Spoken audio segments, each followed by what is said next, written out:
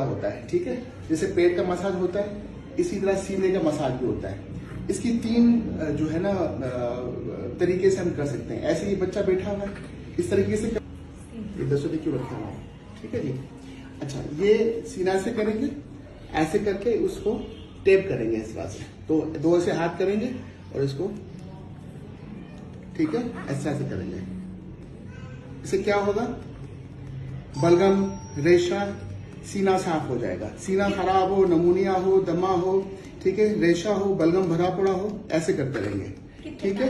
कम से कम ये किसी एक जगह पे 30 दफा भी कर सकते हैं। देखो एक जगह पे मैंने किया ना, तो ये 30 दफा कर सकते हैं इसे, ठीक है। यहाँ 30 दफा किया, यहाँ 30 दफा किया। इससे क्या होगा, सीना साफ हो जाएगा, ठीक है। हाँ, बच्चा इंजेक्शन पे नहीं जाएगा, दवाई ज्यादा इस्तेमाल करने की जरूरत नहीं पड़ेगी। बस नेबुलाइज करेंगे, ऐसा करेंगे तो सीना, खांसी वगैरह, बलगम सब निकल आएगा, ठीक है। क्योंकि इस तरह दिल होता है थोड़ा सा आहिस्ता। और